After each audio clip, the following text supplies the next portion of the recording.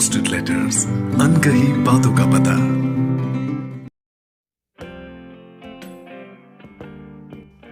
दोस्तों, मैं हूँ रश्मि नाम्बियार और अनपोस्टेड लेटर्स पे आप सुनने जा रहे हैं चिट्ठी छोटी माँ, जिसे लिखा है करण बजाज ने और आवाज़ दी है अंकुर अरविंद श्रीवास्तव ने।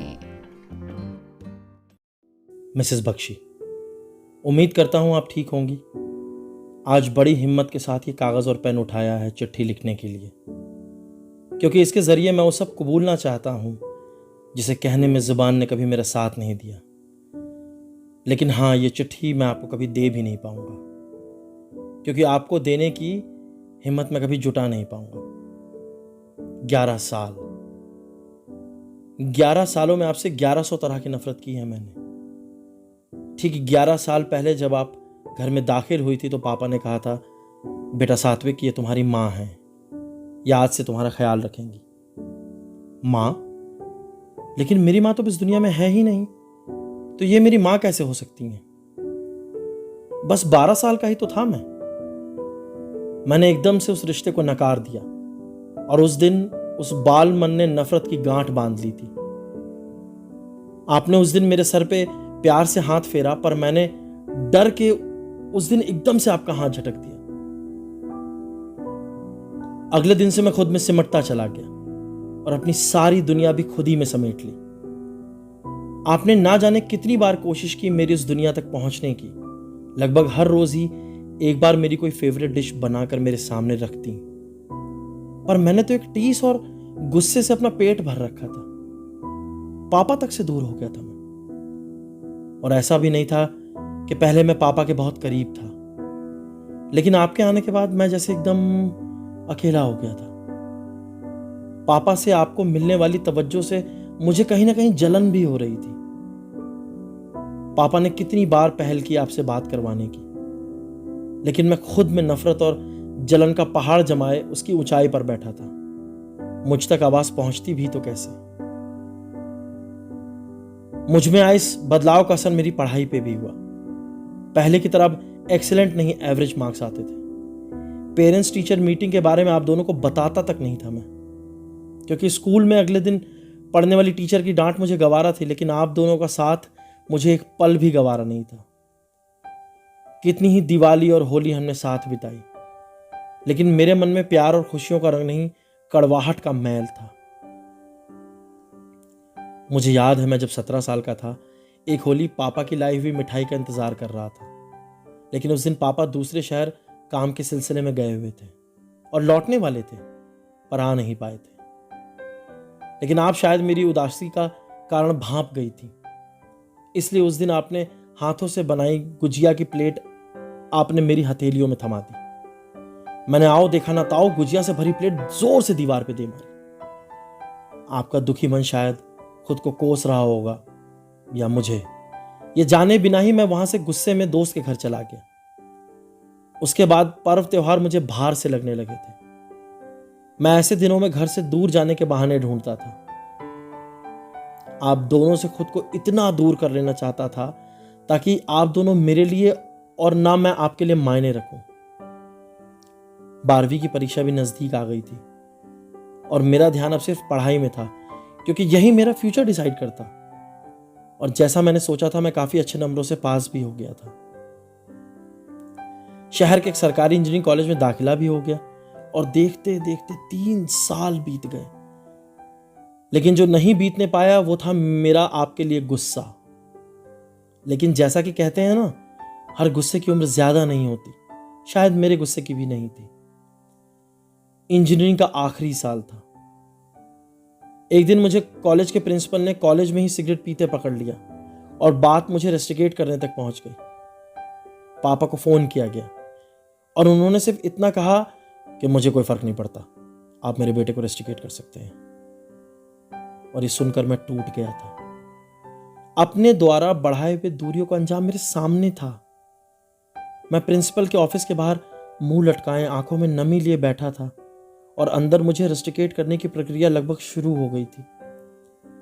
झुके हुए सर और नीचे की हुई नजरों से मैंने देखा कि प्रिंसिपल रूम के बाहर कॉरिडोर से एक जोड़ी कदम मेरी ओर बढ़े चले आ रहे हैं।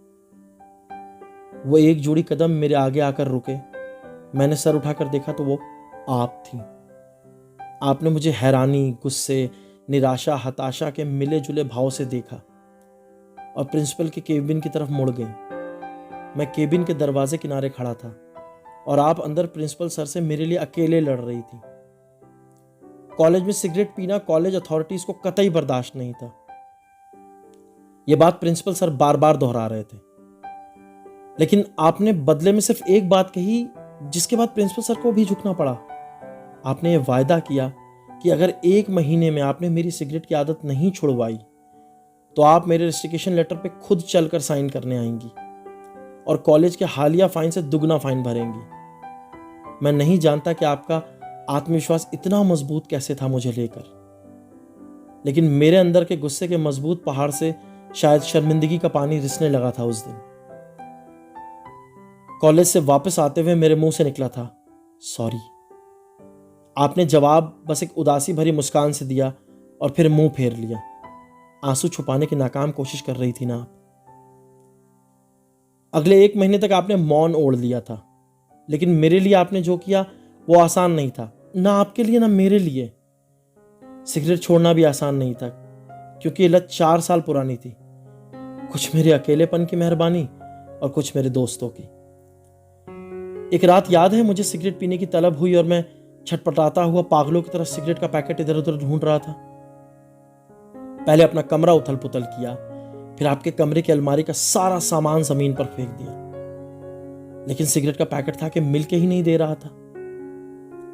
तलब के आवेश में आप पे भी कई बार चीखा था। फिर एकदम से किचन की ओर भागा और आखिरकार एक डिब्बे में छुपाया हुआ सिगरेट का पैकेट मैंने ढूंढ निकाला। मगर इससे पहले कि मैं सिगरेट पी पाता, वो सिगरेट का पैकेट आपने मेरे हाथ से छीनकर मेरे सामने आग में स्वाहा कर दिया। और उस दिन उस पैकेट के साथ बहुत कुछ मेरे अंदर स्वाहा हो गया था, उस राख से कुछ बेहतर निकलने के लिए।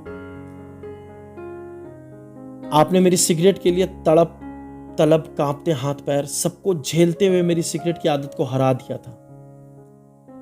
कॉलेज के उस हादसे के बाद आपने मुझसे जो कहा, जो भी सोचा, मैंने सब मौन रूप में मान लिया। जो भी खिलाया, बिना थाली फेंके सब कुछ स्वीकार किया। शायद आपके एहसान तले दबा था, या फिर आत्मग्लानि के, या फिर यूं कहूं दोनों के। 1 महीने बाद मेरे फाइनल सेमेस्टर्स के एग्जाम्स भी आ गए और उनमें पूरी तरह इस कदर जुट गया कि आपको थैंक्स बोलने का भी वक्त नहीं मिला। और एग्जाम्स खत्म होने के 1 महीने बाद रिजल्ट आया और मैं अच्छे नंबरों से पास भी हुआ। जब से आप लोगों से दूर इस अनजान शहर में एक नई जिंदगी शुरू की है, तब से आप लोगों की कमी बहुत खल रही है। पता है, यहां सब कुछ खुद से करना है और ये जान पा रहा हूं कि घर का काम आसान नहीं था। और अब शायद कहीं ना कहीं ये भी समझ पा रहा हूं कि जितना मेरे लिए आपको अपनाना मुश्किल था, उतना ही आपका मुझे अपनाना भी कहां आसान रहा होगा। खैर, चिट्ठी खत्म करने का वक्त है। मैं अपने बाजू में एक तोहफा देख पा रहा हूं जिस पर अभी कुछ लिखना बाकी है। यह तोहफा मैंने अपनी पहली तनख्वाह से आपके लिए लिया है। साड़ी है, आपके पसंदीदा रंग की है भी या नहीं ये तो नहीं जानता, लेकिन उम्मीद करता हूं आपको पसंद आएगी।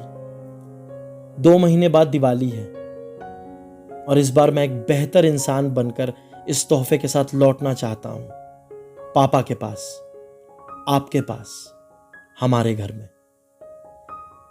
जीवन में आपको मां का दर्जा दे भी पाऊंगा या नहीं ये तो नहीं जानता, इसलिए फिलहाल इस तोहफे को उठाकर मैंने इसके ऊपर शुक्रिया छोटी मां लिख दिया है। आपका सात्विक। दोस्तों, आपको ये चिट्ठी कैसी लगी हमें जरूर बताइएगा। हमें आपके कमेंट्स का इंतजार रहेगा।